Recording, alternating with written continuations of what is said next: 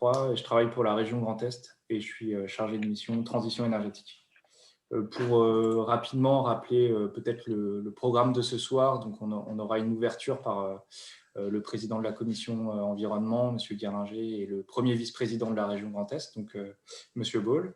Et ensuite, Sylvain, donc, qui est présent aussi à l'image, nous présentera le cadre général des énergies renouvelables.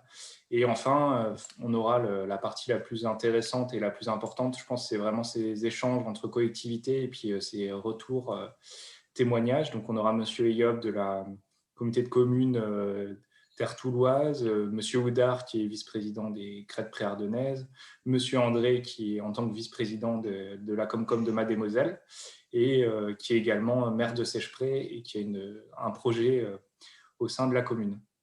On finira par les différents avantages des énergies renouvelables et notamment les retombées économiques.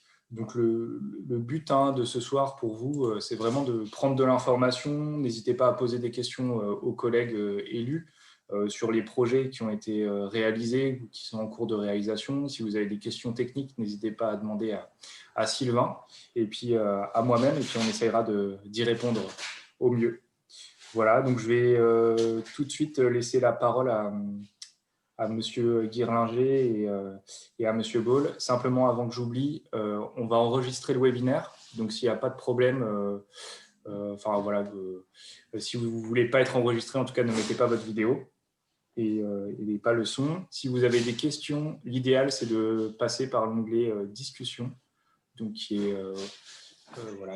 au milieu de l'écran en bas, c'est écrit discussion et vous pouvez poser vos questions. Voilà. Et donc, je laisse la parole aux élus de la région. Monsieur Baul, peut-être, vous voulez commencer?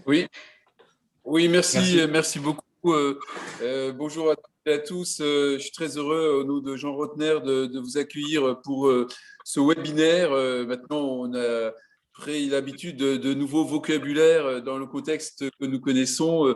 Et en tout cas, avec nos services, Benjamin Godefroy, et aussi donc, avec mon collègue et ami Christian Guirlinger, nous sommes très heureux de vous accueillir toutes et tous pour cet exercice auquel nous étions prêtés il y a déjà quelques mois, en décembre dernier, à destination des collectivités du Haut-Rhin, puisque évidemment le Haut-Rhin, comme d'ailleurs toutes les régions, finalement tous les départements, toutes les régions de France, a un intérêt particulier sur la question des énergies et de l'énergie non renouvelable, suite évidemment à la fermeture de la centrale de Fessenheim. Et donc, il était important pour nous de dupliquer donc cet événement et de l'adapter aux collectivités de la Moselle. Ça répond bien entendu à un contexte général qui est important. Je crois que la question énergétique est désormais au centre des réflexions des élus que nous sommes. Moi-même, je suis maire de Montigny-lès et la grande affaire de ce début de mandat pour moi, c'est la mise en place dans un quartier très urbanisé d'une centrale, d'une unité de biomasse. Et c'est pour moi une vraie révolution qui va également donc impacter la vie et aussi bien évidemment l'environnement de toute la ville, avec la mise en place d'un chauffage urbain, donc avec évidemment la suppression de chaufferies gaz ou autres, évidemment au fioul. Voilà, donc nous avons, quant à nous, au niveau du Grand Est, nous avons l'objectif ambitieux de faire du Grand Est une région à énergie positive d'ici 2050. Et il s'agit bien évidemment de diviser dans un premier temps notre consommation d'énergie par 2 d'ici 2050 et de multiplier par 3 notre production d'énergie renouvelable. Et par exemple, sur le solaire photovoltaïque, le SRADET, le schéma régional de l'aménagement, développement durable et de l'égalité des territoires, prévoit de multiplier par 10 les installés à l'horizon 2050 par rapport à aujourd'hui.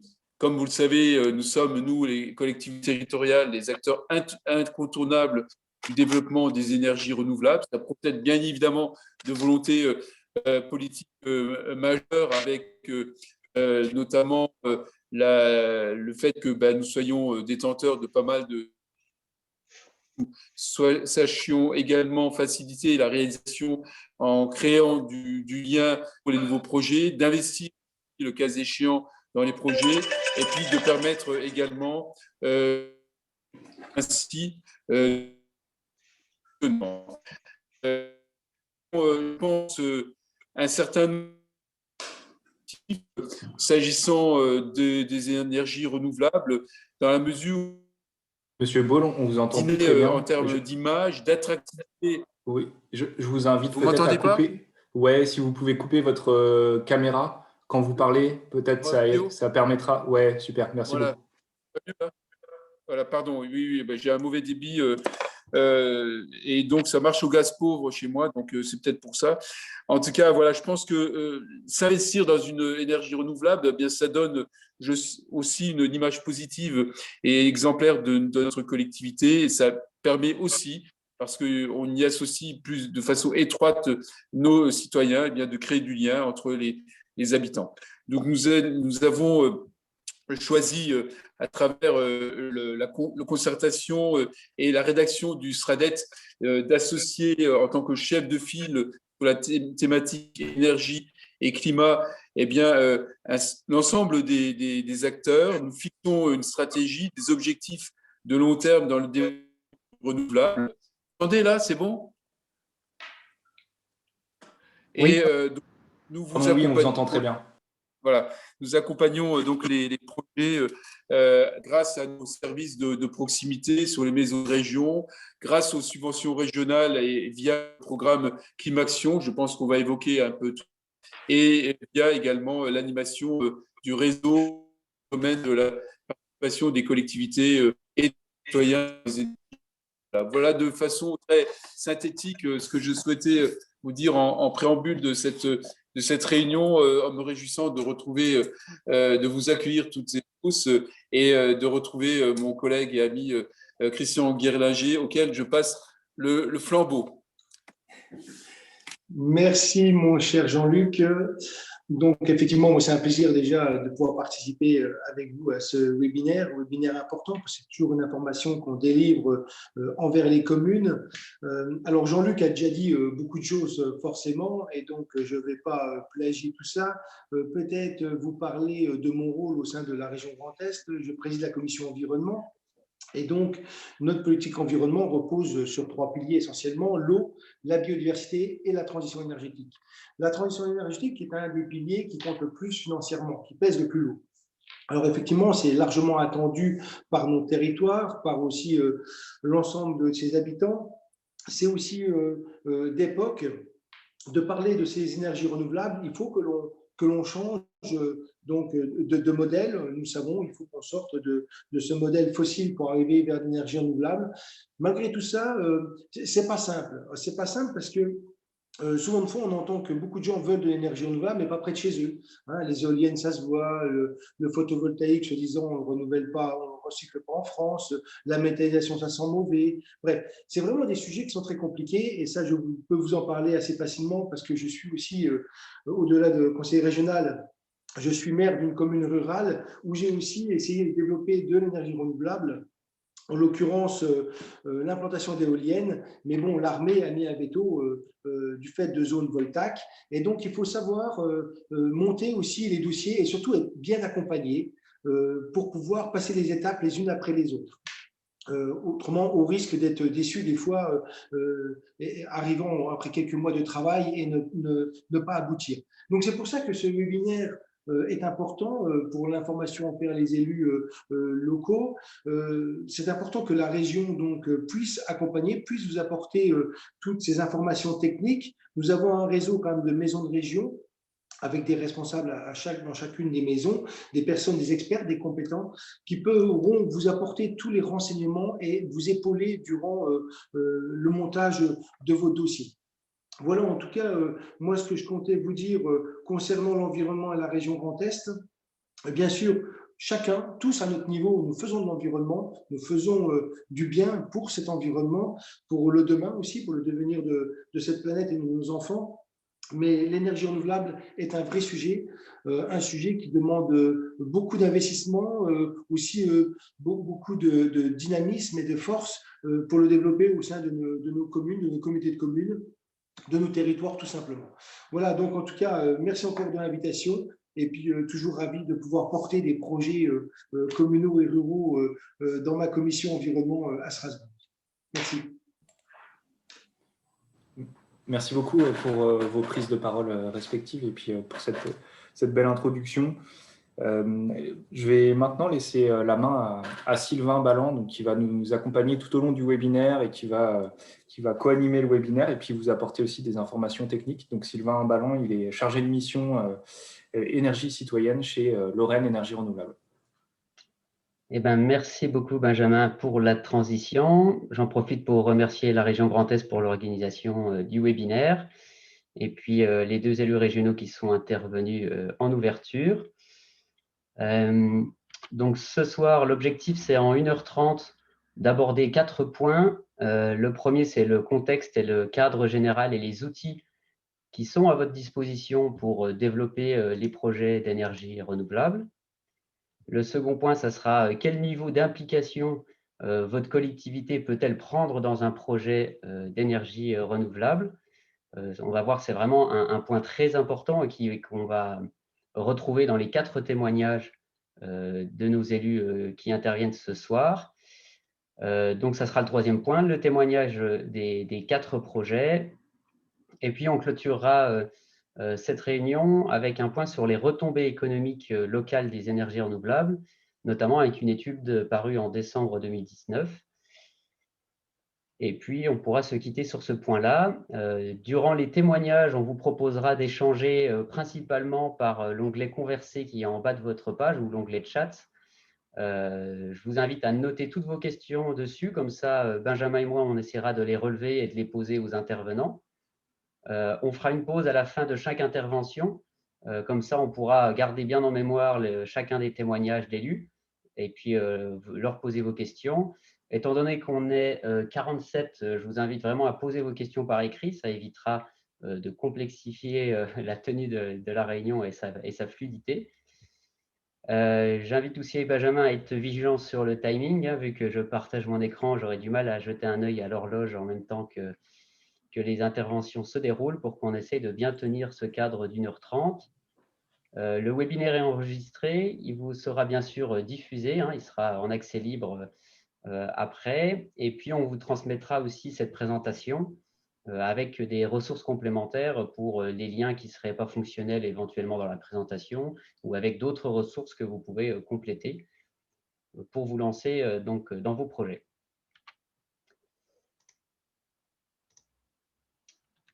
Alors, un point rapide pour me présenter. Donc, je travaille à l'association Lorraine Énergie Renouvelable.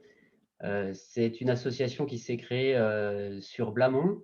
Elle a une histoire liée au territoire. Elle est née d'une volonté d'un territoire d'animer un parc éolien et puis des projets d'énergie renouvelable et les faire visiter. Elle a un conseil d'administration constitué d'élus locaux. Elle existe depuis 15 ans, constituée d'une soixantaine d'adhérents. Créatrice et animatrice de la route des énergies renouvelables sur la communauté de communes de Vesouz-en-Piémont. Et puis à l'heure actuelle, c'est à peu près 10 salariés, 3 apprentis et des stagiaires régulièrement formés dans notre association. En image, voici ce que ça donne. Donc, c'est simplement des photos d'animation pour vous montrer un peu ce qu'on réalise. Mais ce qui m'intéresse plutôt, c'est la partie de droite, c'est les différentes missions qu'on couvre. Parce qu'en dehors de cette question qui nous réunit ce soir des énergies renouvelables, il y a un volet important à prendre en compte des économies d'énergie. C'est les 2 missions que se donne notre association. Et donc, on intervient aussi bien sur le défi déclic qui permet de faire des économies d'énergie dans les familles, des économies de déchets, des actions sur la mobilité, on porte aussi la mission géothermie en Grand Est. Donc, si vous avez des projets de géothermie dans vos communes, n'hésitez pas à faire appel à l'animateur régional. des animations dans les écoles, etc. Et puis bien sûr le réseau Géclair que je représente ce soir avec le très beau fond que vous devez constater derrière moi. Donc c'est le réseau Grand Est citoyen et local d'énergie renouvelable qui a pour mission de faire émerger, d'accompagner et de mettre en réseau les projets d'énergie renouvelable qu'on qualifie de citoyens. On verra plus tard dans la soirée en quoi ça consiste. Alors, je jette un œil 2 secondes à mon téléphone. Il me semble que M. Yob, qui devrait nous rejoindre, a des complications pour se connecter. Eh bien, j'essaierai tout à l'heure, peut-être quand ça sera sa partie, de l'appeler et puis d'essayer d'avoir uniquement son intervention en audio parce qu'il n'arrive pas à se connecter par Internet. Alors, un point rapide sur pourquoi développer les énergies renouvelables. Ça nous semblait important de rappeler dans quel contexte climatique on se situe, avec un impact du réchauffement climatique qui se constate déjà, même dans nos territoires. On n'a qu'à voir les épisodes de sécheresse à répétition, les difficultés que connaissent les agriculteurs, et puis les températures qu'on nous annonce aussi pour notre vie quotidienne, qui sont des préoccupations qui sont forcément qui se traduisent forcément dans nos politiques publiques locales. Et donc, c'est pour ça qu'on souhaite développer les énergies renouvelables, aussi bien sur le volet électrique que thermique, afin de limiter notre impact et de prévoir ces bouleversements qui sont déjà en œuvre. Sur le cadre réglementaire, pour développer les énergies renouvelables, on se positionne, on va dire, à l'échelle le plus nationale ou plus locale, donc grâce à la loi de transition énergétique pour la croissance verte, qui fixe un objectif de 32% d'énergie renouvelable pour 2030. On a ensuite à l'échelle régionale le SRADET qui a été évoqué en ouverture par les élus régionaux, avec un objectif très ambitieux pour la région Grand Est, d'être 100% énergie renouvelable en 2050. Donc, c'est des sujets qui se prennent à bras-le-corps dès aujourd'hui. Et puis, à l'échelle plus locale, vous connaissez très certainement les plans climat, air, énergie, territoire, les PCAET, qui sont obligatoires pour les territoires de plus de 20 000 habitants, mais ce qui n'empêche pas les territoires étant moins peuplés d'être volontaires et de les mener sur leur territoire. Des outils d'ingénierie sont à votre disposition. On a aussi rapidement évoqué en ouverture le dispositif Climaction. Vous avez des chargés de mission qui sont sur vos territoires pour vous accompagner. Sur la Moselle, on en a 3, Philippe Ludman, Philippe Muller et puis Victor Borer. J'espère que j'appelle bien son nom de famille. Donc, ils sont là pour vous accompagner au montage de vos projets d'énergie renouvelable. Ils sont également là pour instruire les demandes de subventions Climaction. On a les chargés de mission plan climat, air, énergie territoriaux, mais aussi les conseillers en énergie partagée. Sur la Moselle, il en existe 2, sur la communauté d'agglomération de Sarreguemines-Confluence et puis sur la communauté de communes du pays de Bitche. Donc, ces conseillers en énergie partagée assurent un suivi de consommation énergétique du territoire, des bâtiments publics. Ils peuvent être là pour vous accompagner sur l'identification du potentiel ENR, par exemple faire une étude sur l'ensoleillement d'une toiture d'un bâtiment public, faire une simulation pour connaître un peu la rentabilité d'un projet ENR, etc. Donc, ce sont des services précieux pour vous accompagner dans l'ingénierie dans vos projets communaux ou intercommunaux. Et puis, ces chargés de mission sont là aussi pour participer à la définition d'une planification énergétique. Et puis, bien entendu, donc, je l'évoquais pour ma partie, mon poste d'animateur régional sur le réseau Géclair. Donc, je suis là pour vous accompagner donc, au montage de projets citoyens d'énergie renouvelable. Voilà pour le tour d'horizon des outils d'ingénierie, qui ne sont bien sûr pas exhaustifs, mais en tout cas les principaux qu'on peut lister ce soir. Au niveau des outils financiers, on a bien sûr les dispositifs nationaux de soutien au développement des énergies renouvelables. On vous a mis un lien que vous pourrez consulter quand vous recevrez la présentation. Vous connaissez très certainement ce qu'on appelle les obligations d'achat et les tarifs associés. Lorsque vous installez une toiture photovoltaïque, par exemple, inférieure à 100 kW crête, eh ben, vous connaissez à l'avance le tarif à laquelle va être rachetée votre électricité sur une durée de 20 ans. Donc, c'est de ça qu'il s'agit quand on parle d'obligation d'achat avec l'exemple du photovoltaïque, mais qui s'applique aussi sur d'autres énergies. Et puis, vous avez aussi en dispositifs nationaux les appels d'offres et les compléments de rémunération. C'est ce que vous retrouvez sur la droite, la commission de régulation de l'électricité. Pour donner un exemple d'appel d'offres, juste couper voilà. Pour donner un exemple d'appel d'offres, vous avez ceux sur l'éolien, où donc dans un projet éolien, on doit candidater à la commission de régulation de l'électricité et puis proposer un tarif attractif pour espérer être retenu et pouvoir vendre cette électricité sur une durée de 15 ans pour l'éolien.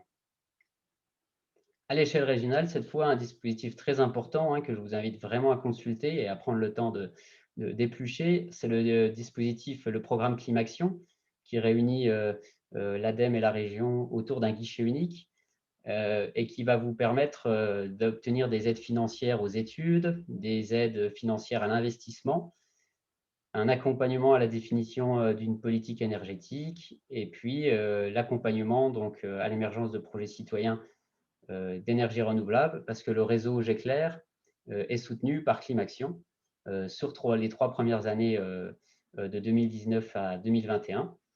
Et donc, mon poste est cofinancé par Climaction et donc on est là pour vous accompagner.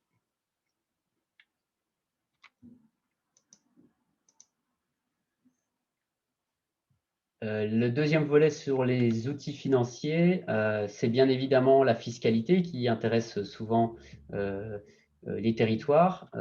C'est un revenu pour les collectivités, cette fiscalité liée aux installations d'énergie renouvelable.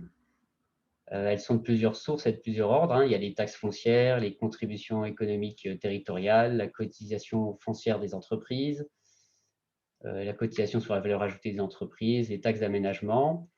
Et puis, une qu'on connaît aussi particulièrement bien, notamment à l'échelon intercommunal, c'est l'IFR, donc l'imposition forfaitaire sur les entreprises de réseau, qui concerne les installations d'une taille, on va dire, conséquente, et qui sont, selon la fiscalité en place, réparties entre le PCI et les communes, selon la clé de répartition qui est propre à votre territoire.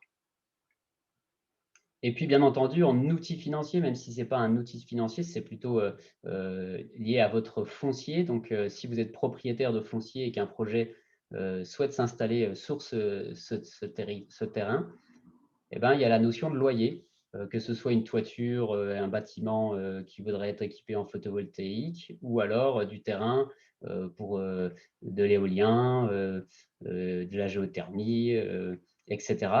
Eh ben, la notion de loyer va être assez importante dans ces projets, même si on en profite, et puis on le verra dans les témoignages plus tard. On vous invite à faire attention aux propositions de développeurs privés, qui sont parfois plus alléchantes les unes que les autres, mais qui révèlent aussi des surestimations assez souvent pour remporter la priorité sur du terrain, alors que parfois ils ne peuvent pas honorer leurs promesses. Si le prix est surestimé, eh ben, ils ne pourront pas remporter ces fameux appels d'offres auprès de la Commission de régulation de l'énergie et le projet ne verra pas le jour. Donc attention à bien prendre en compte un ensemble de facteurs quand on prend une décision pour ne pas s'attendre uniquement à la perception de loyer. Vous verrez que les retombées économiques sont variées et donc il ne faut pas, je dirais, mettre tous ses œufs dans le même panier et ne pas espérer que ce soit le loyer qui apporte le plus de ressources à la collectivité. Alors, je surveille l'onglet participants parce qu'il y a encore des gens qui nous rejoignent en cours de réunion. C'est bon.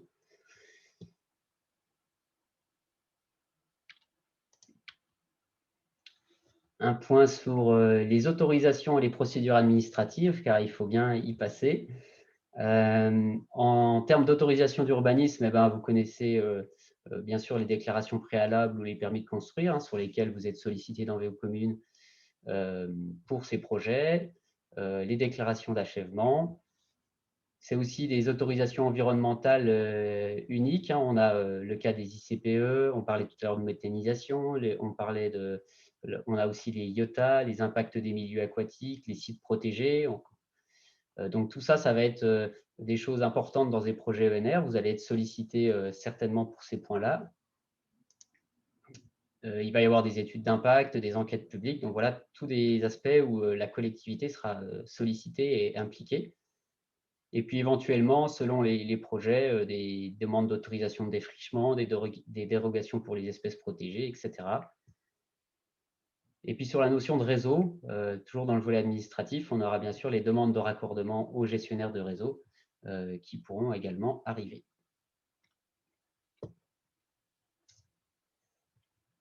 Hop.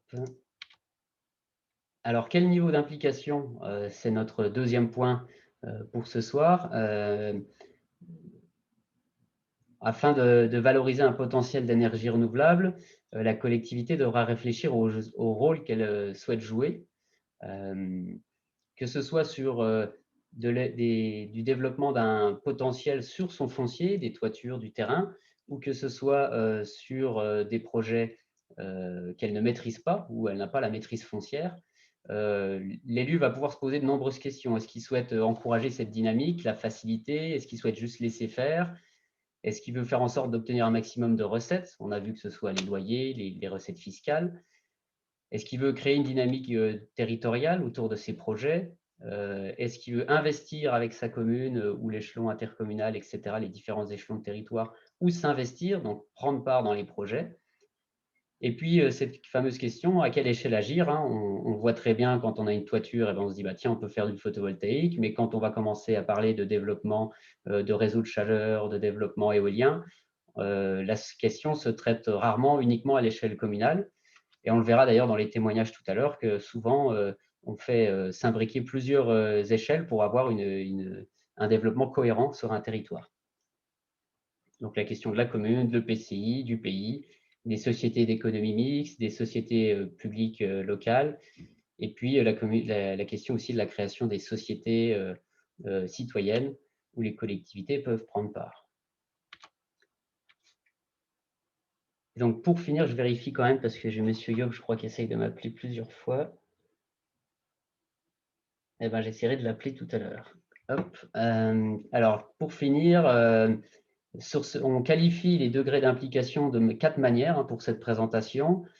On parle d'obligation réglementaire, c'est le niveau 1, de facilitation et d'accompagnement, ce qu'on pourrait qualifier de niveau 2, de la participation au financement et à la gouvernance en niveau 3, et puis la maîtrise totale de la gouvernance et du financement en niveau 4. C'est ces questions-là qui vont aboutir sur le degré d'implication de la commune, les questions précédentes. Et donc, pour traiter plutôt rapidement du premier volet qu'on ne traitera que ici sans forcément prendre du temps sur les témoignages qui arrivent après, au niveau des obligations réglementaires, c'est quand même un point très important, même si c'est, on va dire, la base et qui n'engendre pas plus d'engagement que ça pour le territoire. Il y a quand même des obligations réglementaires importantes. On est très souvent, on a vent de beaucoup de sollicitations de développeurs sur du foncier public. Eh ben, un exemple d'obligation réglementaire, pour du foncier public, il y a des notions de gestion du domaine des collectivités. Et puis, la sélection du destinataire d'un bien foncier public ne peut pas se faire n'importe comment et au premier venu. On va être obligé de respecter certaines procédures pour pouvoir louer du foncier à, par exemple, un développeur privé. S'ils font un appel à manifestation d'intérêt spontané en disant on souhaite vous louer votre terrain, vous aurez des obligations réglementaires d'affichage en mairie en disant est-ce qu'il n'y a pas d'autres projets qui voudraient se mettre en concurrence avec ce projet-là. Et s'il n'y a pas de réponse, vous pouvez engager les procédures. Et s'il y a quelqu'un qui se manifeste, vous devez passer par un appel à manifestation d'intérêt, ce qui va demander un peu de travail au sein de la collectivité, c'est-à-dire qu'elle va devoir définir un appel à manifestation d'intérêt, donc des conditions dans lesquelles elle veut louer son foncier et puis faire en sorte que les ENR se développent sur ce foncier. Et puis bien sûr des autres exemples dans les obligations réglementaires, mais qu'on a déjà vu auparavant, le zonage d'urbanisme, les permis de construire, etc. Je vous invite à consulter utilement la fiche CNFPT qui se trouve en barre à droite de la slide. C'est une fiche pratique qui explique les bons réflexes face aux développeurs privés d'énergie renouvelable pour savoir un peu tous les enjeux et comment discuter avec ses partenaires privés. Alors, on va arriver sur le volet de témoignages d'élus. Donc, je vais essayer d'appeler Monsieur Yob. Donc, le premier intervenant, c'est donc Monsieur Yob, vice-président de la communauté de communes Terre-Touloise. Sylvain, est-ce qu'on ne ferait pas témoigner Monsieur André pendant que tu essayes de joindre Monsieur Eyob? Eh ben, j'essaie tout de suite, et si ça marche, je peux le faire enchaîner tout de suite. Ouais. Donc, son intervention, on va dire que ça concerne les niveaux 2 et 3, la facilitation et l'accompagnement. Et potentiellement, la participation, on verra pourquoi c'est en pointillé, c'est parce que pour l'instant, c'est un projet en cours.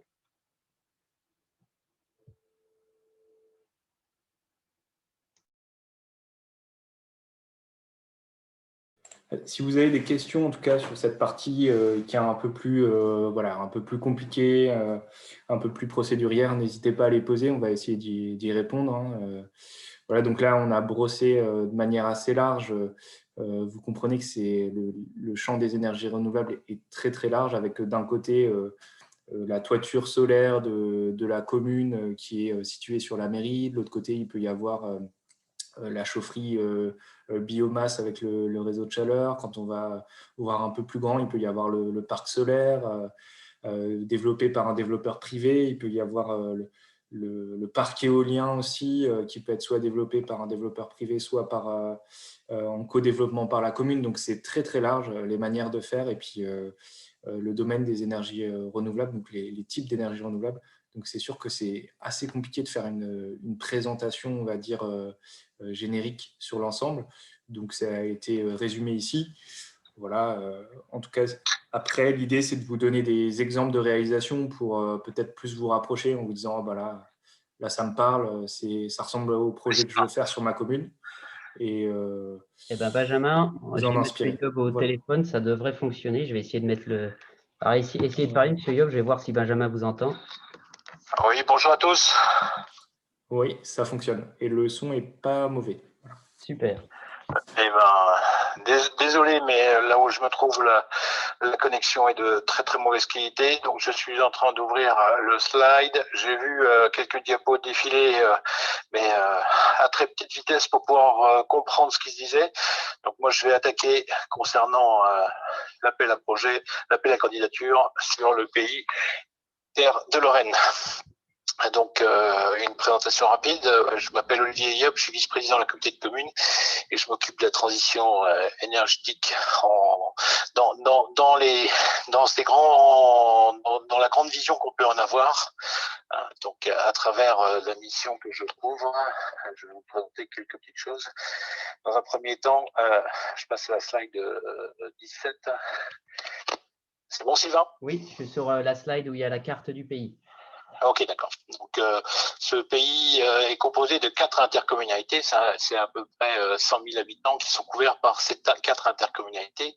Et à travers cet espace de coopération que l'on a mis en place il y a déjà plus de 20 ans, on travaille sur un certain nombre de choses. Vous l'avez à travers des mutualisations de services, de la mobilisation de financement à travers Leader, TEPCV, des études prospectives et puis un pilotage de programmes local de santé, d'alimentation territoriale, de territoire énergie positive, comme vous l'avez, je pense, fait pour un certain nombre sur vos territoires. Alors, pourquoi un appel à projet? Alors, simplement quelques grandes visions qu'on en avait. On faisait partie des collectivités qui, dès 2010-11, avaient été démarchées par des vendeurs de panneaux photovoltaïques et l'installation de champs photovoltaïques à l'époque. Et après la chute du rachat de l'énergie, il est vrai que l'Est de la France était moins séduisante que d'autres régions. On a voulu, à travers les démarches sauvages qui pouvaient être faites dans un certain nombre de collectivités, essayer de donner un sens et essayer d'assurer aussi, aux collectivités qui étaient démarchées de limiter les risques, surtout par rapport à des bouts qui étaient signés sur un certain nombre de parcelles et qui auraient pu bloquer le développement du photovoltaïque sur notre territoire.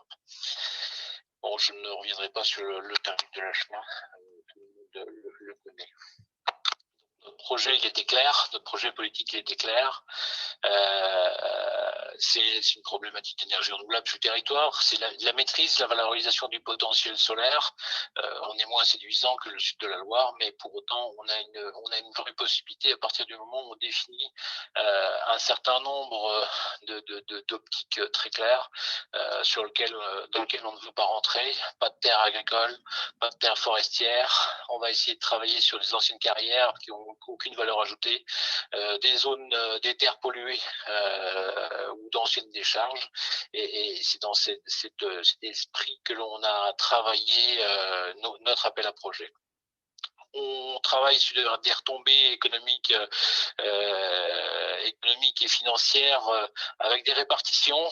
Ce que l'on ne veut pas, vous connaissez aujourd'hui l'ensemble des taxes locales sur du photovoltaïque. On ne veut absolument pas que les communes se retrouvent à travers l'IFR avec peu de choses. Donc on a réparti une clé financière de l'IFR de telle façon à ce que la communauté avait en termes de revenus, on le redivisait à 50% à l'ensemble des communes qui portaient les projets, et puis à 30% sur les autres communes, c'est-à-dire que on génère pour la globalité du territoire un appel d'air, des possibilités financières telles que tout le monde s'y retrouve un peu.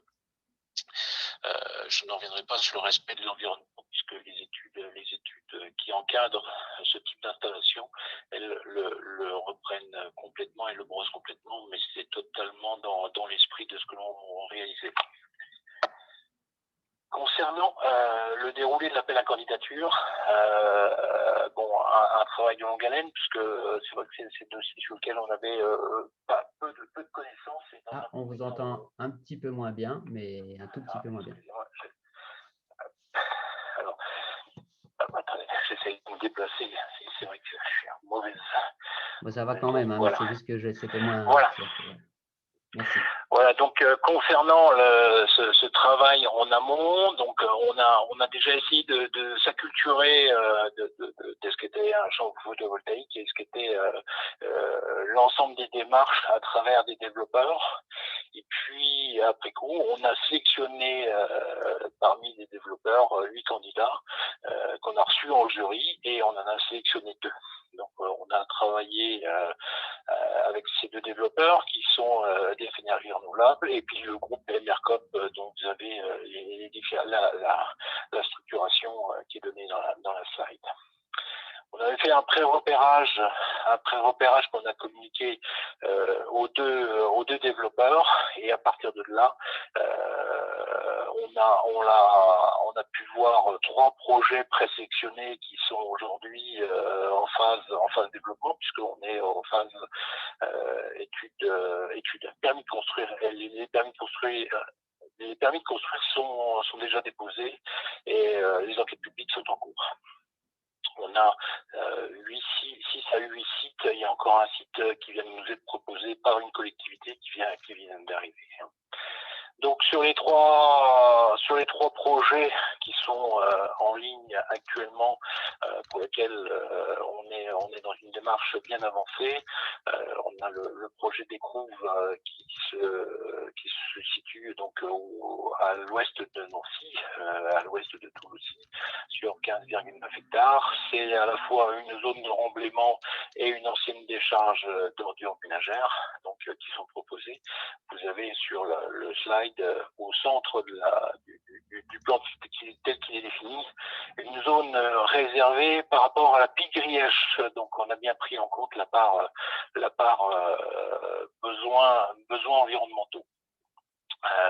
On a un projet sur Villers-Saint-Étienne de 17,3 hectares, sur lequel vous avez les puissances, vous avez les étapes de réalisation, mais aujourd'hui on est Monsieur Yob, oui. Je me permets de vous couper juste pour revenir sur la slide d'avant, le projet du génie, parce que la slide est assez complète et je pense qu'on n'a pas eu le temps de trop jeter un œil sur ce qu'il y avait dedans.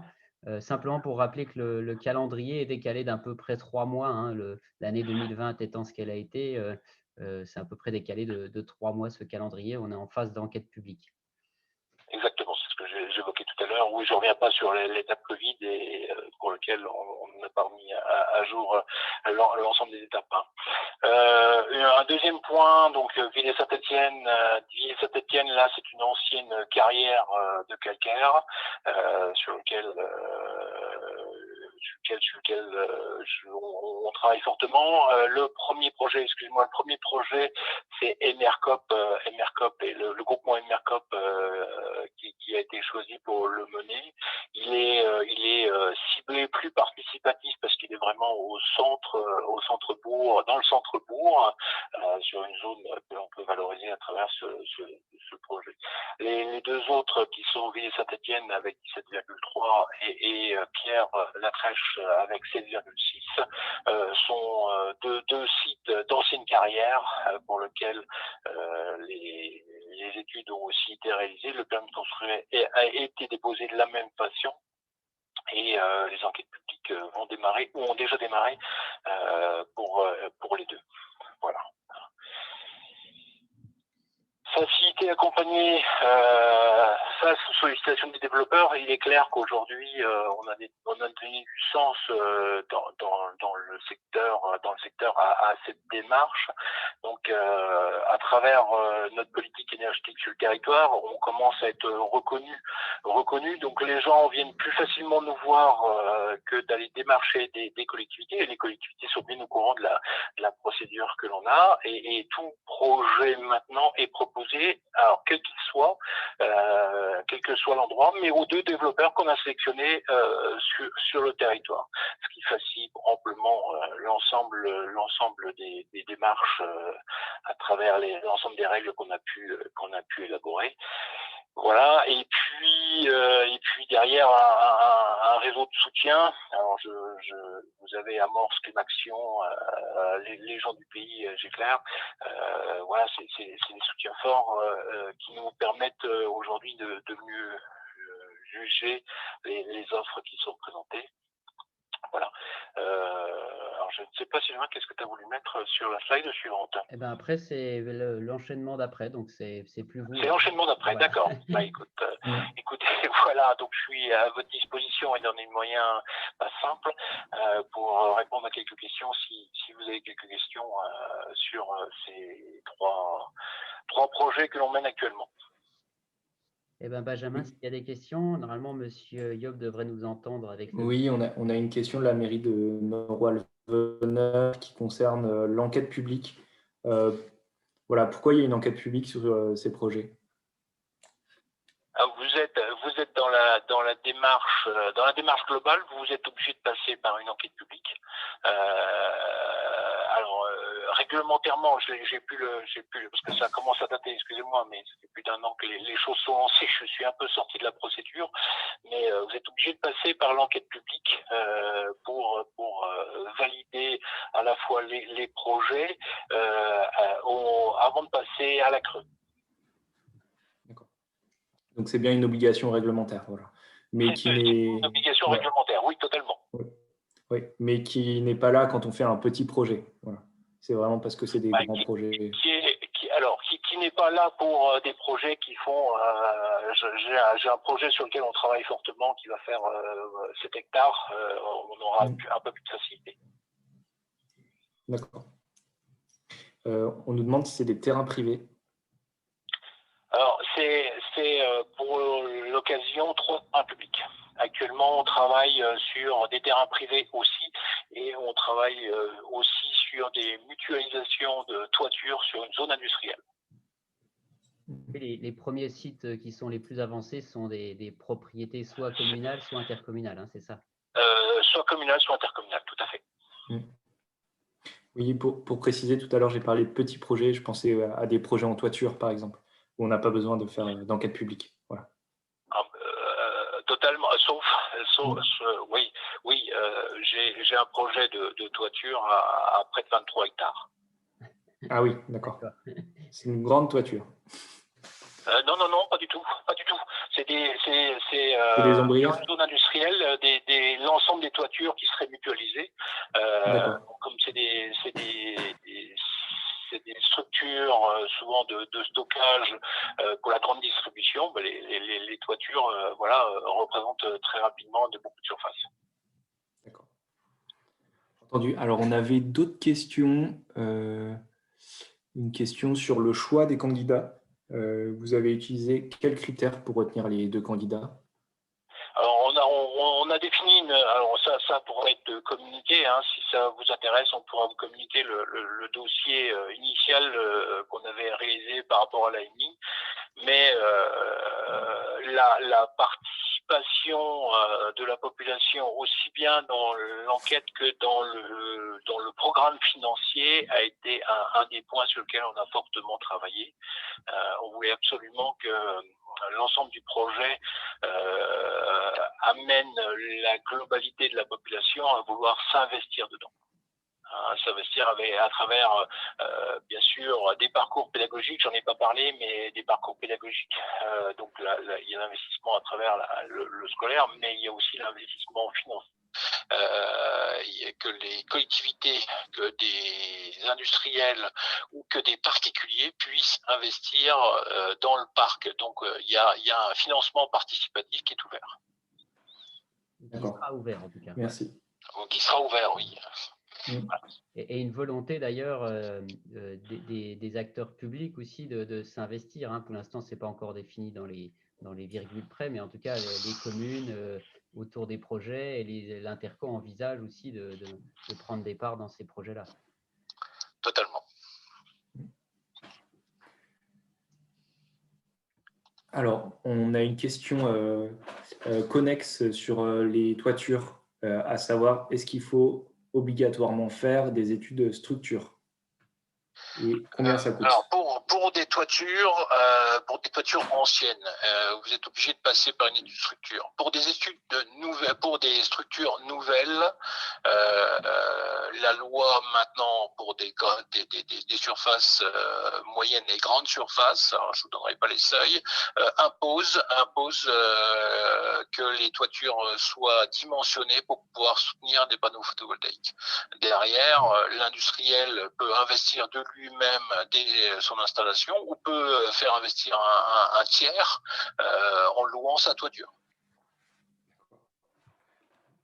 Alors, petite précision, hein, il me semble que c'est obligatoire sur les ERP, donc les bâtiments publics, hein, les études structure. Quand on passe sur du privé, je crois que ce n'est pas obligatoire, mais en tout cas, c'est recommandé, notamment parce que voilà, on va venir mettre des panneaux solaires sur des bâtiments qui appartiennent pas forcément donc à la société qui va venir investir. Donc, c'est sûr qu'on ne va pas venir détruire la toiture de l'industriel qui met à disposition sa toiture. Voilà. Il y a une question sur la surface minimale pour les projets au sol, j'imagine. Combien il faut d'hectares pour que ce soit rentable? Alors, là, on rentre dans l'économie des développeurs. Vous avez des développeurs qui avec des surfaces, ont des surfaces avec un niveau de rentabilité qui peuvent évoluer. Mais à moins de 8 à 10 hectares, c'est difficile. Ça va dépendre, mais une grande partie de l'économie générale du projet va être sur la connexion des panneaux solaires vers le réseau. Si vous avez besoin de tirer quelques kilomètres de câbles pour vous raccorder au réseau, il est clair que l'économie sera plus fragile que si vous avez quelques centaines de mètres. Et pour compléter vos propos, il y a 2 paramètres à prendre en compte. On va dire c'est l'appétit du développeur, hein, c'est ses objectifs à lui. Est-ce qu'il veut des projets extrêmement rentables Sylvain, on ne t'entend pas très fort. Je disais, il y a les objectifs du développeur, hein, qui vont aussi beaucoup faire le développement d'un projet. Est-ce qu'un développeur a des objectifs financiers très élevés ou faibles? C'est ça qui va aussi faire qu'un projet va être développé ou pas. Et comme il disait M. Yob, des paramètres extérieurs sur la distance de raccordement, la complexité du site. Nous, on l'a vu à Écrouves avec des zones d'évitement qu'on a fait pour éviter des zones naturelles à enjeu. Et donc ça, on le sait qu'en étudiant le site de manière plus précise. Et puis pour parler des petites surfaces au sol, on a aussi des projets de petites surfaces au sol qui se développent, mais qui sont en dessous de 250 kW crête, parce qu'ils dépendent d'un autre système de rémunération qui sont souvent de gré à gré ou d'autres dispositifs qu'on pourra vous utiliser. Alors, petite précision. Alors, sur les 10 hectares, on parle bien de surface au sol, donc pour mettre du photovoltaïque en parc solaire. Et sinon, pour une toiture, on va dire qu'aujourd'hui, on met des panneaux 36 kW. Ça commence à être intéressant pour une commune et ça doit faire 200 mètres carrés. Voilà. Donc, parce qu'il y avait une question sur la toiture. Donc, on va dire une toiture, il faut 200 mètres carrés et puis au sol, on va chercher un terrain de 10 hectares, voilà, pour éviter les confusions. Et une autre info, donc vous savez, notre région était fortement industrialisée, elle s'est désindustrialisée le siècle dernier, et donc on a beaucoup de friches, notamment sur le Haut-Rhin et la Moselle, ce qui fait qu'aujourd'hui on a beaucoup de projets solaires qui arrivent chez nous.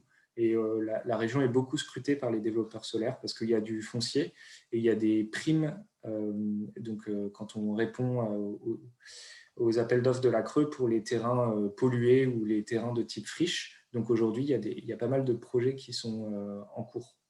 Voilà. Et ça marche aussi pour les friches militaires. Je vois la question qui s'affiche. Voilà, donc typiquement la base de Rosières. Je pense que c'est un bon exemple, mais Monsieur Elliott, vous la connaissez mieux que moi, j'imagine. Tout à fait. Hein. Je crois que là, on a dans la notation au niveau de la Creux, quand on travaille sur une friche, ou des terrains pollués, ou des terrains type carrière où il n'y a pas la possibilité de valorisation, on a un petit plus au moment de la notation au niveau de la Creux, ce qui n'est pas inintéressant. Donc peut-être à retenir, et ce qui est intéressant, c'est qu'on se dit souvent le solaire, c'est pour le sud de la France. Et ben non, aujourd'hui, on arrive à faire sortir des projets largement au nord de la Loire, et notamment dans notre région, parce qu'on a des grands terrains de type friche qui peuvent être utilisés. Voilà. Donc n'hésitez pas à les mettre en valeur si vous en avez sur votre commune, ça peut être une bonne solution. Est-ce qu'on a encore des questions pour Monsieur Yob? Sinon, je vais le libérer. Oui, je crois qu'on est bon là. On n'a plus de questions. Eh ben, merci beaucoup, Monsieur Yob. Merci à vous. Bonne soirée. Merci beaucoup. Au revoir. Hop. Alors, j'en ai profité pour repréciser sur les questions de toiture que ça dépendra aussi de qui mène le projet. Hein. Si c'est la commune qui le mène, on peut très bien faire des petites toitures photovoltaïques. En plus, il y a de l'accompagnement Climaction. Donc voilà, il n'y a pas vraiment de seuil pour une commune, hein, sachant que vous n'aurez pas les objectifs de rentabilité d'un développeur privé qui va chercher des 4, 5, 6%. Une commune peut très bien faire ça avec un retour d'investissement sur 10 ans, 15 ans. Ça posera en théorie pas de problème. Donc il n'y a pas vraiment de taille critique pour du foncier public sur de l'investissement propre à la commune. On a des questions. On a pas mal de questions qui arrivent. Donc, est-ce qu'on peut mettre des panneaux solaires sur une toiture d'église? Donc, la réponse est oui. On a quelques exemples intéressants, donc, notamment en Alsace avec la commune. Donc, j'ai oublié le nom, mais en tout cas, il y a au moins 2 ou 3 communes qui ont mis des panneaux solaires sur les toitures des églises. Et puis, comme c'est des grandes surfaces, c'est intéressant. Voilà. Tu as le nom de la commune, Sylvain? C'était dans le... Quelle commune, pardon? Qui a mis du solaire sur la toiture de l'église. C'était l'intervenant de la dernière fois. Bon, je vais retrouver. En Alsace. C'était Orbay. Voilà. On a aussi dans les Vosges, la Grande-Côte, etc. Il y en a un peu partout. Question sur Climaction. À quel moment faire entrer Climaction? Je ne sais pas si Philippe, tu es là. Est-ce que Philippe, tu es là? Je suis là. Parfait. Est-ce que tu veux répondre à cette question, comme tu es chargé de mission Climaction? Voilà, le plus simple, quand vous avez des projets photovoltaïques, vous contactez votre référent, je dirais, sur le secteur Moselle. Moi, je suis majoritairement sur le secteur Moselle. Il y a Victor sur l'Est mosellan et mon autre collègue Philippe sur le Nord mosellan. Vous nous passez un coup de fil, on prend tout ça en amont, on regarde les projets et de la faisabilité avec vous. C'est le plus simple. Et ensuite, on vous donne l'éligibilité de votre projet, la participation et la subvention que la région peut vous octroyer sur votre projet. Mais prenez-le le plus en amont et contactez-nous le plus en amont. Ok, super. Merci Philippe pour les compléments. Et bien sûr, avant d'engager la moindre dépense, sinon vous rendez votre projet, vous risquez de le rendre inéligible. Je regarde le timing et je me dis qu'il faut qu'on passe à l'intervention suivante. On va passer à la suite. Alors, je vais répondre très rapidement aux 2 questions là, avant de passer à la suite. Les projets présentés sont-ils pour l'autoconsommation ou de la production sol? Donc, les projets qui ont été présentés jusqu'à présent, c'était vraiment que de la production avec revente, mais une collectivité peut faire de l'autoconsommation. Voilà, donc après, c'est à prévoir aussi par rapport à l'utilisation de vos bâtiments. À savoir que il y a la période de production importante, c'est quand même, on va dire, entre avril et septembre. Donc, si jamais pendant les vacances d'été, votre bâtiment n'est pas utilisé, c'est un peu dommage. Ça veut dire que votre production, elle part sur le réseau à prix quasi gratuit ou à prix pas très intéressant. Donc, il faut voir. Mais par exemple, si vous avez des groupes froids dans le cadre d'une cantine qui est utilisée l'été pour faire un centre de vacances, un centre aéré, etc., ça peut être intéressant. Est-ce que le prestataire peut prendre en charge la réfection de toiture avant de poser les panneaux? Oui, c'est des modèles qui existent. Donc c'est envisageable. C'est envisageable. C'est notamment utilisé.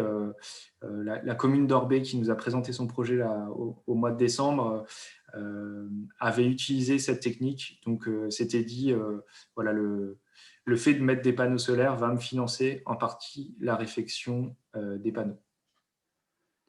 Ouais, je vais vous remettre les noms des contacts, ou bien Philippe, si tu veux bien les mettre, comme toi tu vas avoir les numéros dans le chat, si tu peux mettre le nom des contacts, les territoires, et puis vite fait les territoires.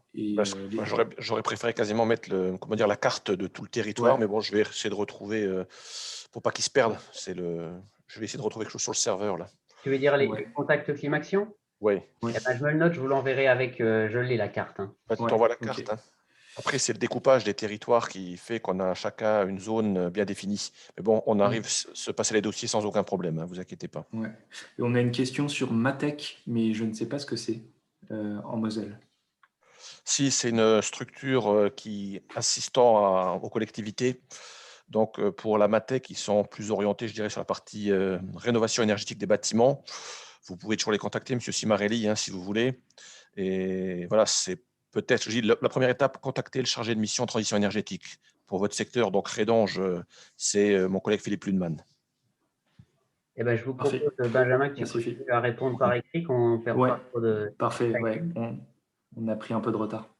Alors, le point suivant, donc, toujours en revenant à notre slide sur le degré d'implication des collectivités, là, on va passer sur le niveau 4, c'est-à-dire la maîtrise totale de la gouvernance et du financement d'un projet. Donc, quand on gère, par exemple, un projet en interne avec la commune, quand on équipe sa propre toiture en photovoltaïque, quand on fait son propre réseau de chaleur, etc.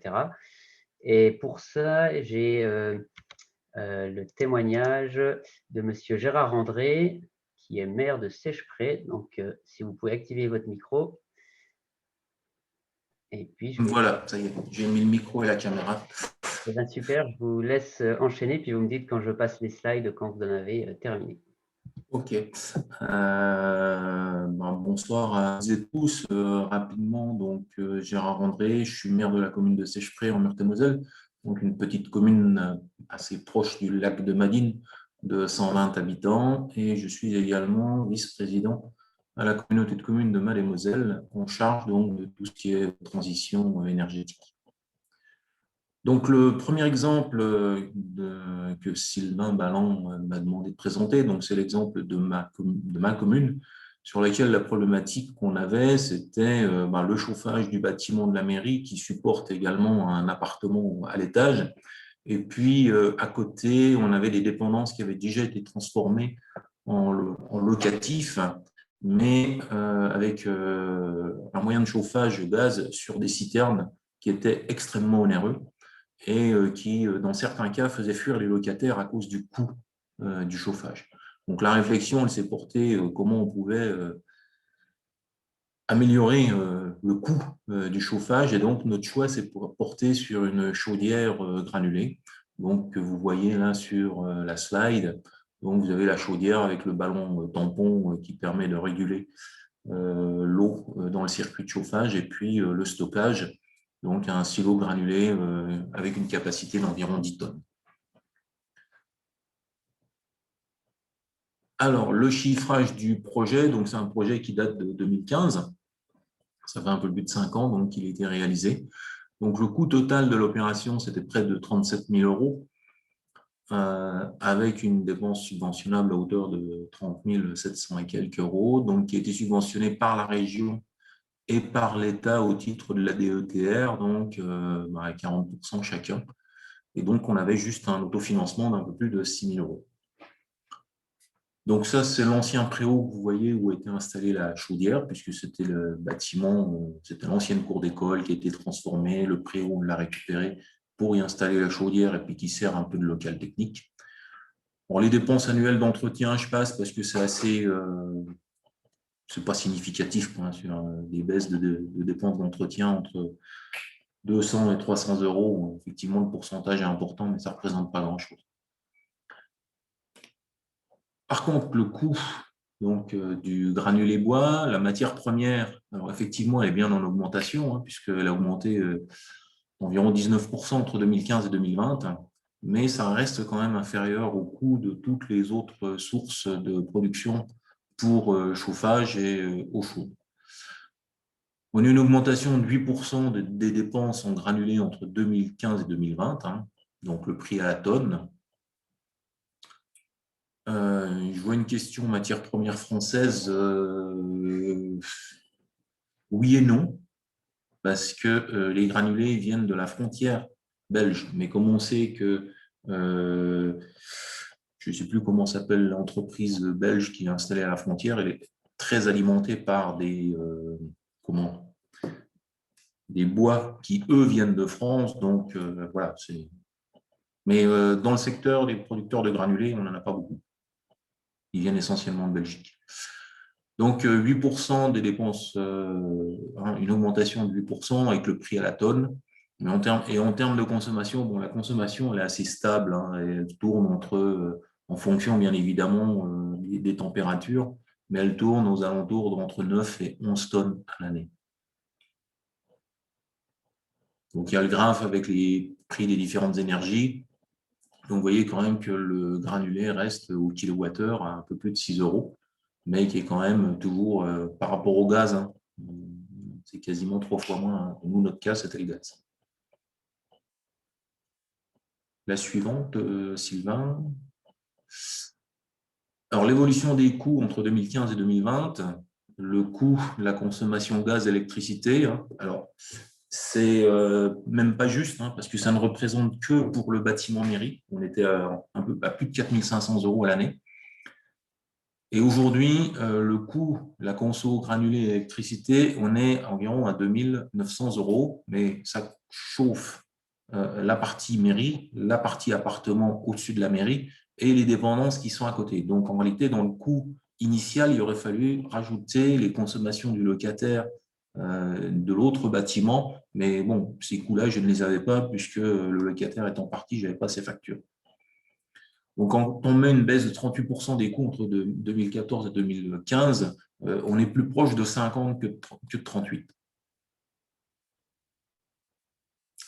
Donc, vous avez deux tableaux avec le prix à la tonne de granulé qui est passé de 230 à 274 € entre 2015 et 2020. Les consommations électriques qui sont quand même relativement stables. Donc, voilà, quand même un coût de chauffage qui reste très intéressant. La suivante, je ne sais plus ce qu'il y a derrière. Non, ben voilà, c'est tout. Il y a une question sur l'isolation du bâtiment. Savoir est-ce que le bâtiment est isolé, Alors le bâtiment qui accueille la chaudière, non, il n'est pas isolé. Par contre, les bâtiments, tant mairie que le logement qui se trouve à côté, avaient déjà été, oui, isolés, refaits, réhabilités auparavant. Donc, ce n'est pas une isolation très récente parce qu'elle remonte à 8-9 ans.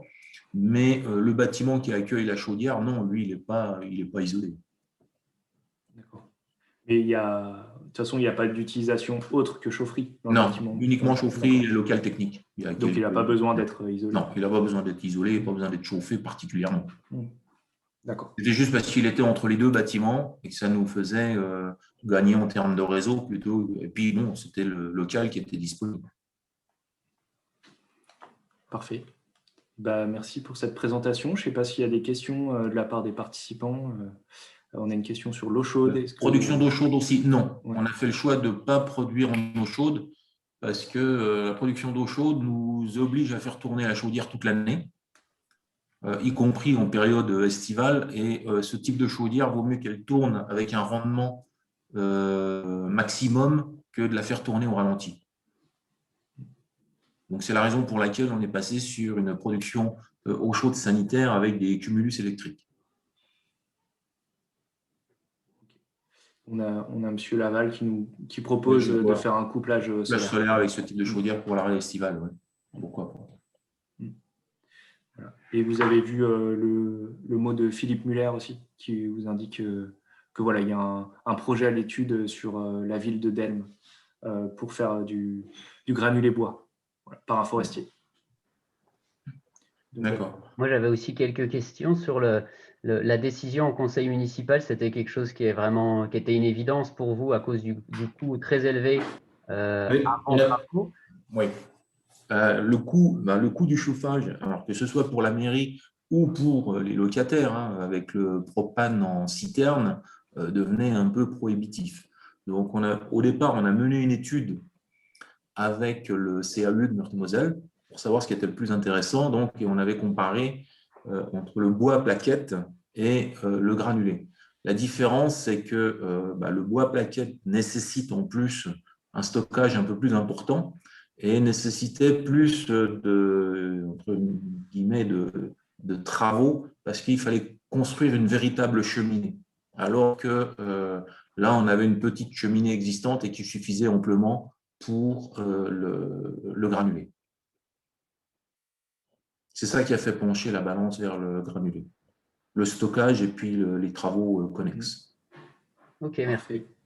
Simplement un petit mot aussi pour dire que c'est aidé par Climaction, les chaufferies bois. Voilà, il y a des subventions ADEME Région, donc programme Climaction, sur ce type d'installation d'énergie renouvelable. N'hésitez pas à les solliciter.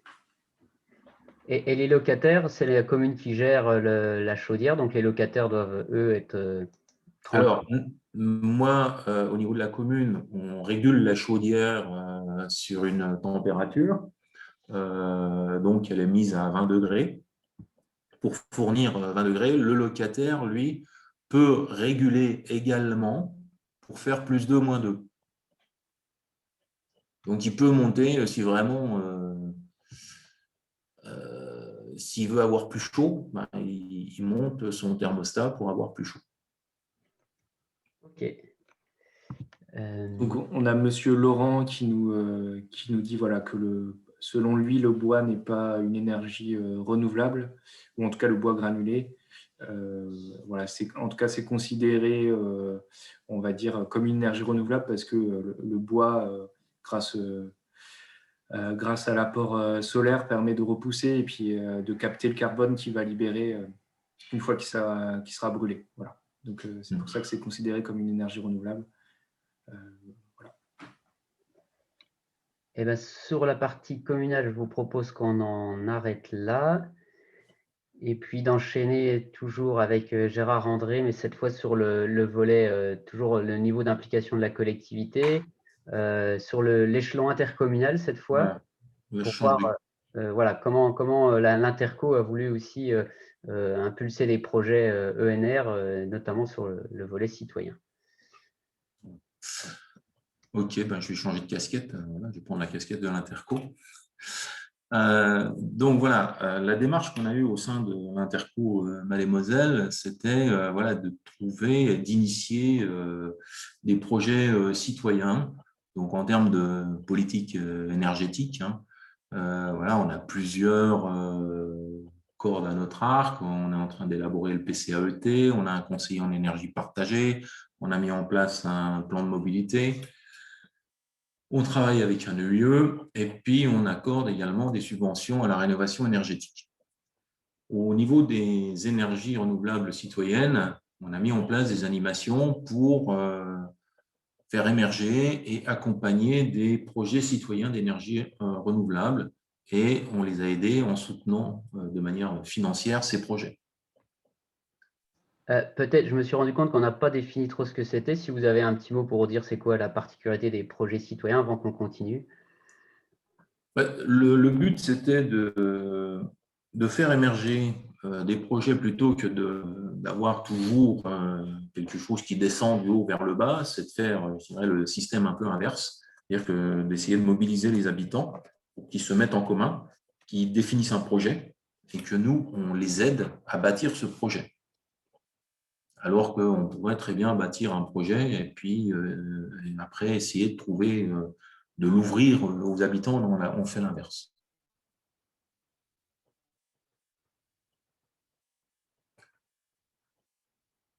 Donc, on a mis en place donc, des réunions publiques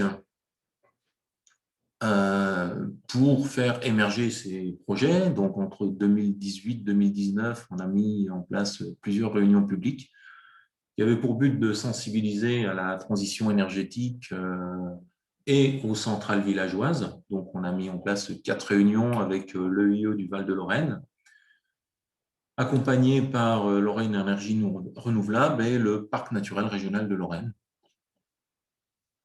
En mai 2019, nous sommes allés voir ce qui se passait chez nos voisins ardennais. Donc, on a fait un voyage d'études dans les crêtes pré-ardennaises sur les projets citoyens. Donc, ce voyage était financé par le parc et organisé avec Lorraine Énergie Renouvelable. Et en 2019, donc, on a signé une convention avec Géclair pour accompagner ces projets. Ensuite, donc, on a créé le dispositif intercommunal de soutien aux projets citoyens. Entre juin 2019 et septembre 2020, donc là, on a mis en place des animations qui étaient animées par Lorraine Énergie Renouvelable, par Sylvain Ballon, ici présent, dans le cadre de la convention avec Géclair. Donc, des réunions publiques, une formation sur les énergies renouvelables citoyennes de A à Z, des ateliers, un atelier diagnostic de territoire et un atelier formation photovoltaïque et recherche de toiture.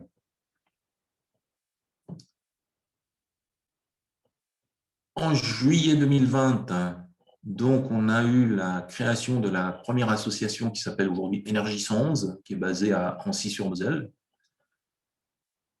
qui aujourd'hui, on voit l'article de journal, a lancé un appel pour rechercher des toitures auprès des villageois. Le soutien intercommunal, c'est une subvention de la communauté de communes pour les dépenses d'un collectif citoyen, notamment tout ce qui concerne les études techniques, juridiques, la formation.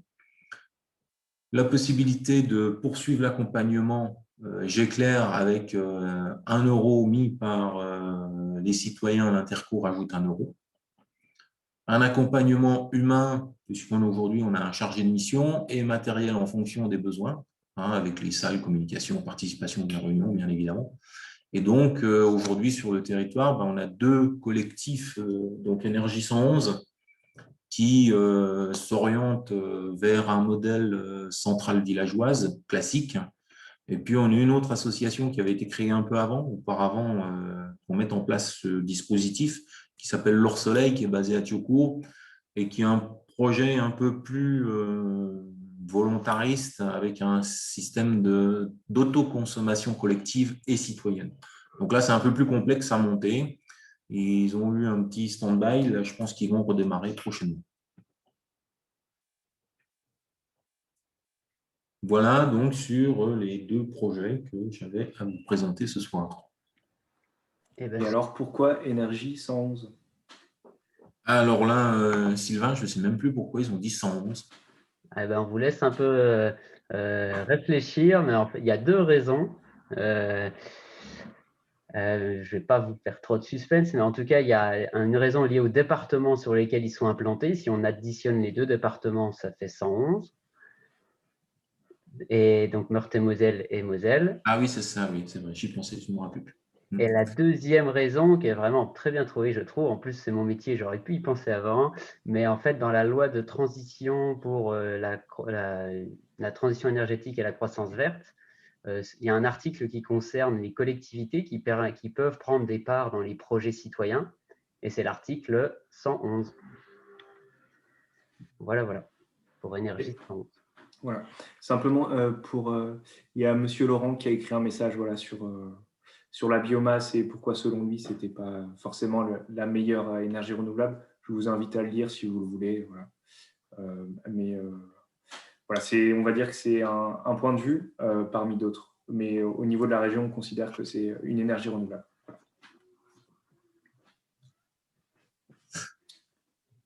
Je ne sais pas si vous avez d'autres questions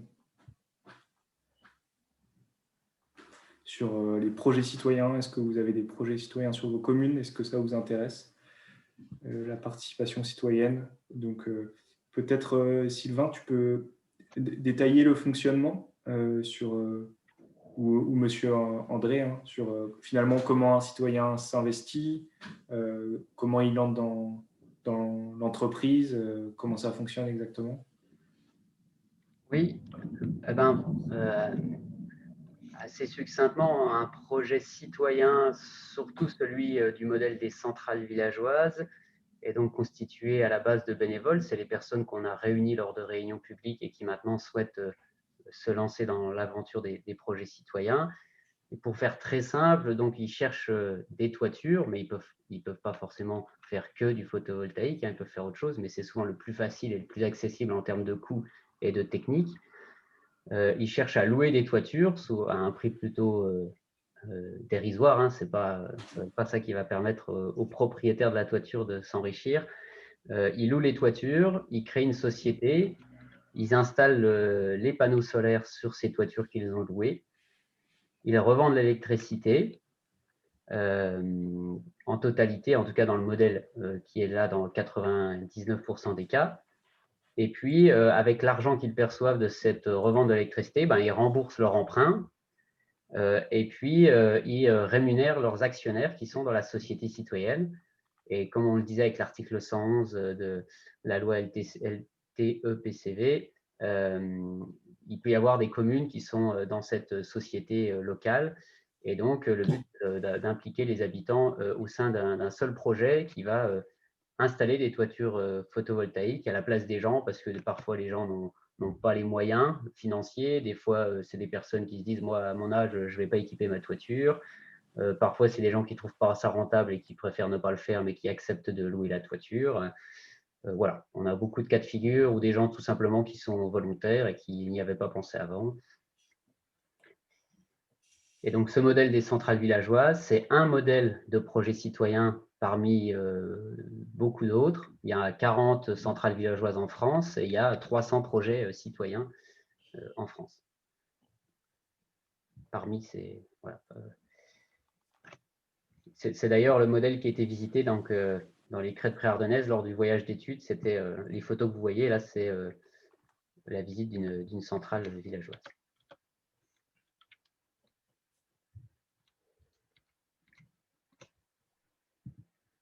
Pas de questions pour la partie interco.